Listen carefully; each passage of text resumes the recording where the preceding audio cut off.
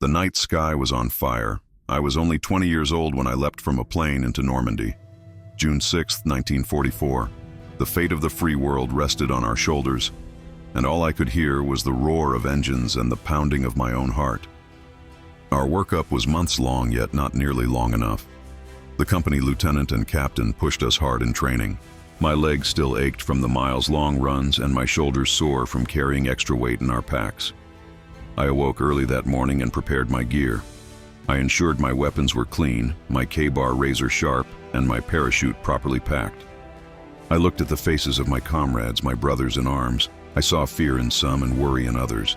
Most, however, were stoic and stone-faced, trying to prepare their minds for what may lie ahead. We were just children, even those older than myself, but we would soon become men, hard men. But now, here we sat in the dark. We were packed shoulder to shoulder inside the C-47, helmets low, rifles clutched tight.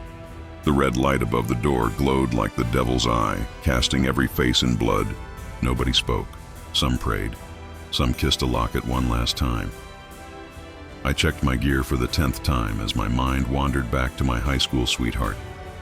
I recalled the way her blonde hair framed her face, the way she would giggle and roll her eyes at my jokes. I then thought of my little sister at home and my brother somewhere on a ship in the Pacific.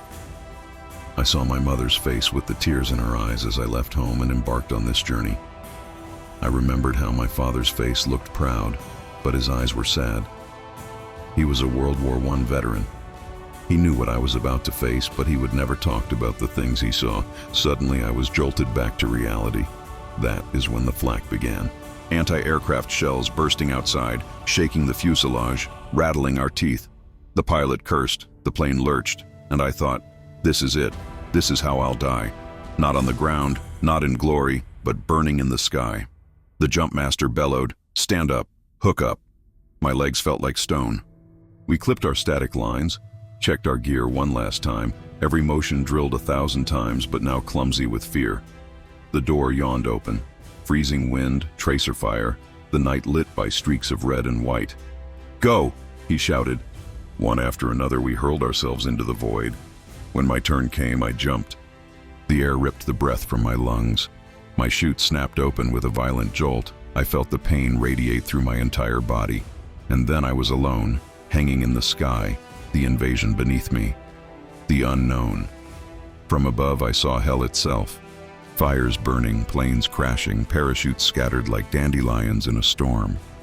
German searchlights clawed at the sky, and the flak kept hammering, bursts of fire blooming all around. My heart felt as though it would explode in my chest. Then the ground came rushing up. I crashed into a hedgerow, tumbled through mud and thorns. My chute dragged me until I cut myself free, gasping, rifle clutched to my chest. Alone, in the dark fields of France, the silence was worse than the sky. I crept through hedges and ditches, every shadow a threat, alone in the dark. Then, movement. A voice hissed, flash. I froze. My heart stopped. I whispered back, thunder. American. Relief washed over me. Two others stumbled from the brush, faces as pale and shaken as mine. I did not know these men. They were from another unit, but they too were my brothers. We were lost, scattered miles from our drop zone, but at least I wasn't alone. Gunfire cracked in the distance. We followed the sound. Stumbling through the darkness, we found a few more men. We were not much, but we were enough. We found a farmhouse where Germans held the crossroads. Our sergeant hissed a plan. Grenades primed, rifles ready. My hands trembled. Then the night erupted. Muzzle flashes lit the walls. Screams cut the dark. I still remember the smell of smoke and gunpowder. I remember the dust in my eyes, the way the brick would chip away and pepper my face from nearby explosions. I still remember the face of the young German soldier, perhaps even younger than myself. He stepped out in front of me.